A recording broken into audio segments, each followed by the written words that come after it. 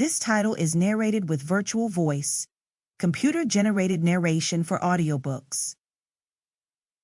Universal Monsters Origins by Christopher Ripley. I thank you all and happy Halloween. I listen to them, children of the night. What music they make. Those immortal words were first spoken by Bela Lugosi in a role that would identify him for the rest of his career. Dracula. That film opened on an unsuspecting audience in February of 1931. The Prince of Darkness was quickly followed the same year by Frankenstein. The Mummy followed in 1932, then The Bride of Frankenstein in 1935, The Wolfman in 1941, and much later, The Creature from the Black Lagoon in 1954. For more than 85 years these have been there, in the dark, waiting to send terror down our spine. But as much as we fear them, we also are drawn to them. The power of the monsters is undeniable. Ask a child to play Frankenstein, and even though he or she has never seen James Whale's classic, they instinctively know to stretch out the arms and lumber towards you with a dead stare and cadaverous heaviness of a reanimated corpse.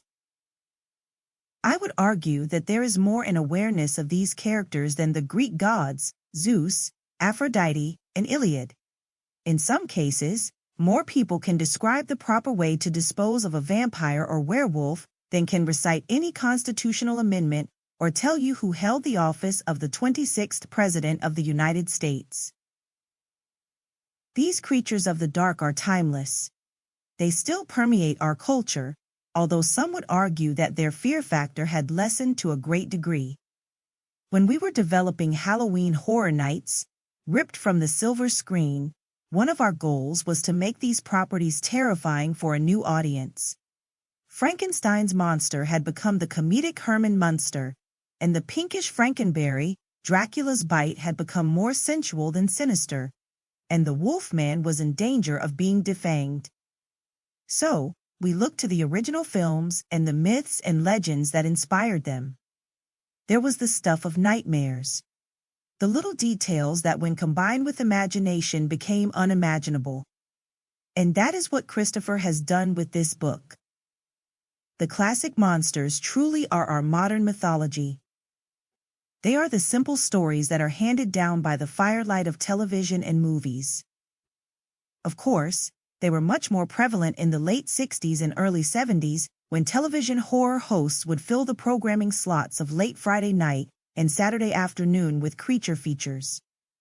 In my documentary Monster Kids, I set out to examine the cultural impact of the monsters and the eternal man-child appreciation/infatuation.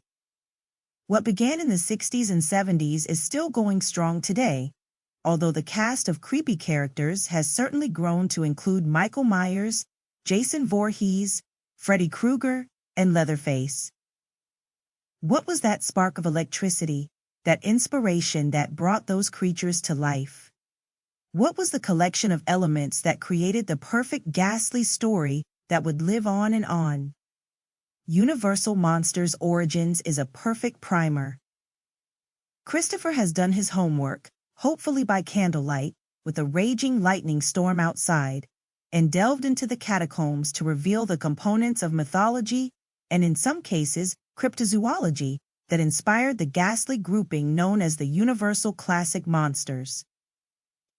What is contained within the pages of this book is a deeper look at where these stories came from, whether it was a well-crafted tale of horror from Bram Stoker or Mary Shelley, or a myth handed down from an unfortunate encounter with a supernatural beast, or a cruel madman who used blood and terror to frighten his enemies.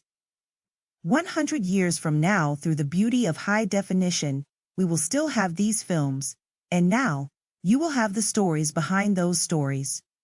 So sit back and enjoy. Light your lantern, grab your garlic and wolfsbane, and hold close as we set out to explore the shocking stories behind the stories. Oh, and if you want to know, my favorite classic monster is the Frankenstein monster. The combination of a truly ghoulish story. Para seguir escuchando este audiolibro gratuitamente, haz clic en el enlace de la descripción y podrás escucharlo completo sin coste gracias a la prueba de 30 días de Audible.